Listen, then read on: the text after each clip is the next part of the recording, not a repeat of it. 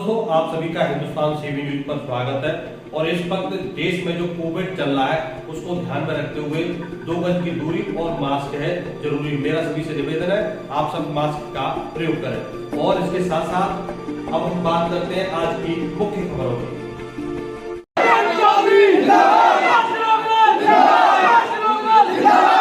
जो हमारे युवा के जो प्रदेश अध्यक्ष बन रहे हैं रविंद्र सिंह निवेश और उनके साथ आए राष्ट्रीय प्रवक्ता पवन आगरी जी, और हमारा ये पहला जो हमारे प्रथम आगमन पर जारुआ कटरा के आगमन पर हमने उनका स्वागत समारोह रखा। और जारुआ ने आज दोबारा ये दिखा दिया कि वाकई में ये शुरू से लोकदल का गढ़ रहा है।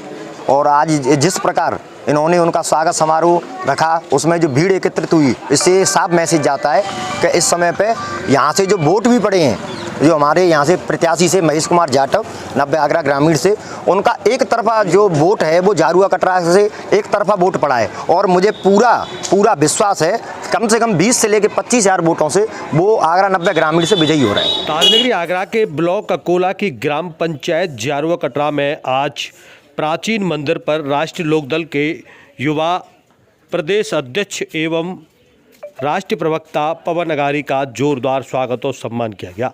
वहीं प्राचीन मंदिर पर एक गोष्ठी का आयोजन किया गया जिसमें राष्ट्रीय लोकदल की नीति रीति से किसानों और ग्रामीणों को अवगत कराया गया। साथ ही साथ तीसरे चरण के मतदान पर राष्ट्रीय प्रवक्ता पवन आगरी बोले कि वह 150 सीट अब तक जीत रहे हैं। तो वहीं उनका दावा है कि इस बार गठबंधन की सरकार अखिलेश के समर्थन में बनेगी। तो वहीं ग्रामीणों ने उनका फूल मालाओं से जोरदार स्वागत और सम्मान किया।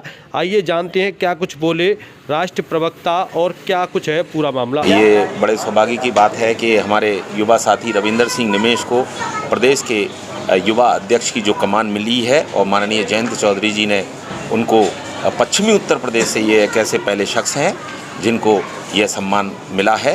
तो आज इन सभी लोगों ने इनका यहाँ स्वागत सम्मान रखा है और चौधरी चरण सिंह जी की उस राजनीतिक विरासत को आगे बढ़ाते हुए जैसे जयंत चौधरी जी ने सर्व समाज के लोगों को जो सम्मान प्रदान किया है अपनी पार्टी में, उसको लेकर सभी बहुत उत्साहित हैं। और आज तीसरे चरण का जो मतदान इस समय चल रहा है, और जब आप देखेंगे क्योंकि तीनों चरण हमारे लिए, हमारी पार्टी के लिए बहुत ही मुफीद साबित हुए हैं और राष्ट्रीय लोकदल और समाजवादी पार्टी का ये गठबंधन इन 3 चरणों के चुनाव में कम से कम 150 सीटें प्राप्त करने की स्थिति में पहुंच चुका है। और जब अगले चरण होंगे तो मुझे लगता है कि हम 250 प्लस तक हम लेकर और ये सरकार बनाएंगे, जो ताकि हम किसानों की समस्या का निराकरण कर सकें, युवाओं को, नौजवानों को प्रतिनिधित्व मिले, उनको रोज़गार मिले जो बिल्कुल परेशान हो चुके हैं, महिलाओं की सुरक्षा हो, उनको सम्मान मिले। और इसी के खातिर ये जो आज ये जो छोटी सी जो गोष्ठी हुई है और हमारी पार्टी की नीतियों से और रीतियों से हम लोगों ने यहाँ परिचित कराया है। तो मुझे लगता है सभी लोग बहुत खुश हैं और 10 मार्च का इंतज़ार कर रहे हैं कि जब ये सरकार हम बनाएंगे और लोगों की समस्याओं का निराकरण करेंगे। देखिए, माननीय जैन जी ने मुझे युवा के प्रदेश अध्यक्ष की जिम्मेदारी सौंपी है।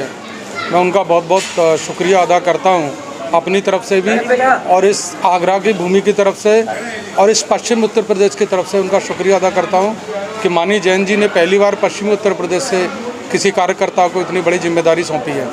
आज जारुआ कटरा गांव में ये जो हमारे शुभचिंतक हैं, इन लोगों ने मुझे आशीर्वाद देने के लिए आशीर्वाद प्रोग्राम एक यहाँ रखा था और मेरे साथियों ने मुझे भरपूर प्यार दिया है, सम्मान दिया है। और इसी गोष्ठी में हम लोगों ने ये निर्णय भी लिया है कि हम लोग इस संगठन को बहुत आगे ले जाएंगे, संगठन को पूरे प्रदेश में बढ़ाएंगे, इसका विस्तार करेंगे।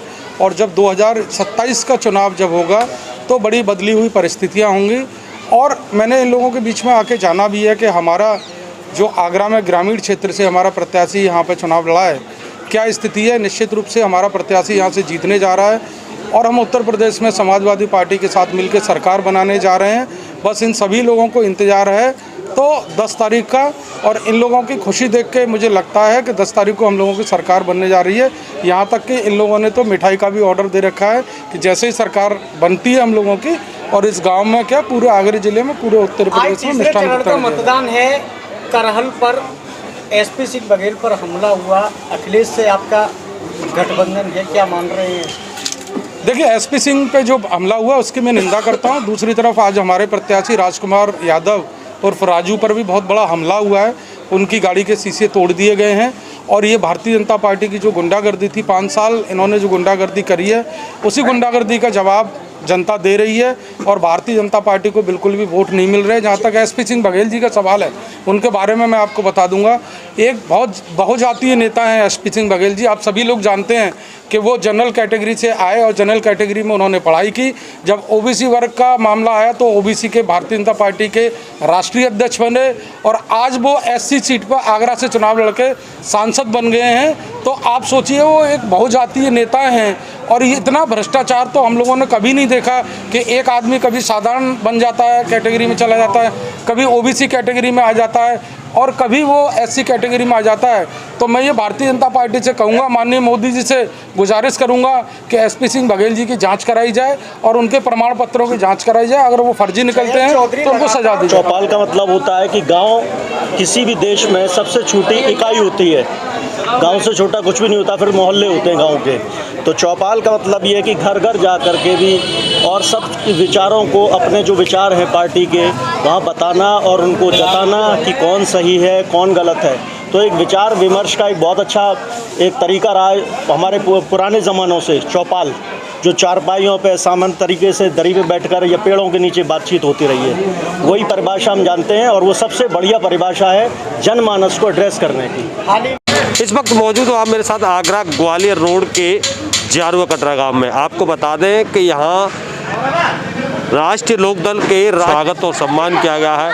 वहीं राष्ट्र प्रवक्ता ने कहा है कि तीसरे चरण में हम लगभग 150 सीटें जीतने जा रहे हैं। आपको बता दें कि आज 20 फरवरी को तीसरे चरण के मतदान में करहल सहित कई विधानसभाओं में चुनाव हो रहे हैं। करहल में पूर्व मुख्यमंत्री अखिलेश यादव के सामने एसपी सिंह बघेल लड़ रहे हैं। चुनाव काफ़ी घमासान है और आपको बता दें कि करहल में जहां मुख्यमंत्री योगी आदित्यनाथ सहित तमाम नेता एसपी सिंह के प्रचार में पहुंचे थे, तो वहीं अखिलेश और मुलायम के साथ साथ सभी नेता अखिलेश के प्रचार में पहुंचे थे। अब देखना होगा कि आज करहल पर किस प्रकार मतदान होता है। राष्ट्र प्रवक्ता ने यहां दावा किया है वो अब तक 3 चरणों में 150 सीटें जीतने जा रहे हैं।